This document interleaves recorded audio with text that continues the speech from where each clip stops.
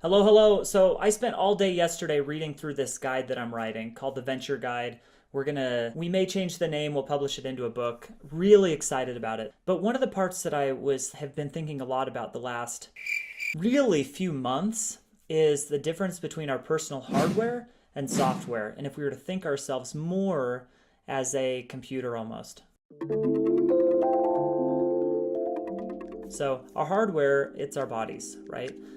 It's our bodies, it's our minds. We all have very similar hardware. Some may have faster processors than others, but it's all very similar, right? And you can run Pac-Man on most any of them, okay?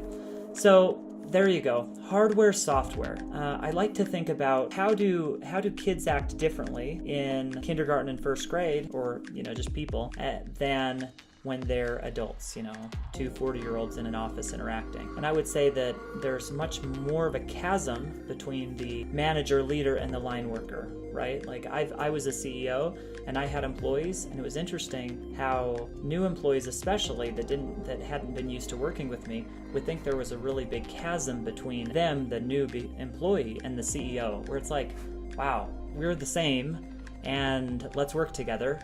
There's no real chasm. But why is that, right? Why is there a chasm? Why can't we be more like we are in first grade, second grade, where we appreciate that we all have the same hardware and the software, right? So the reality is that we do become very different, whether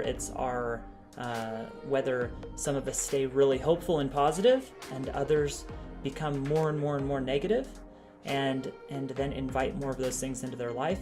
There becomes more of a chasm. How does that work, and how does it happen? I have a couple points that I wanted to share. So point one, so how do we download software into our hardware?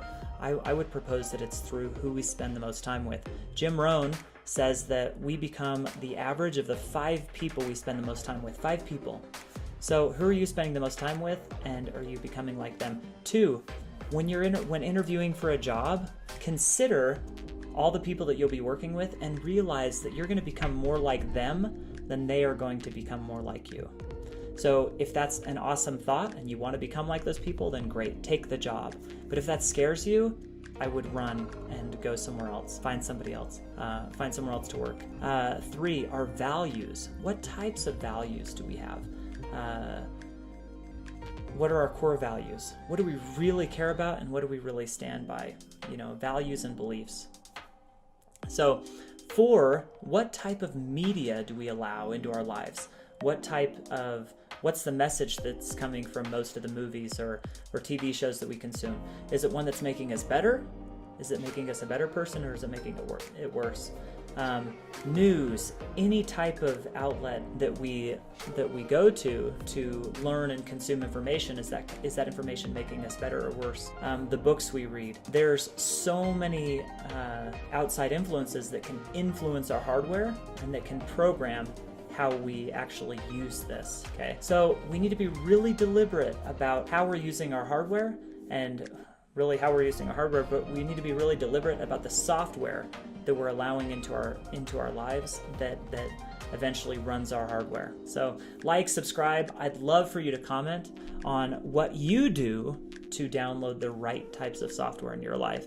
For me, that's one reason I listen to an Audible book nearly every week. I've actually slowed down a bit, but last year I listened to 70 books. What do you do?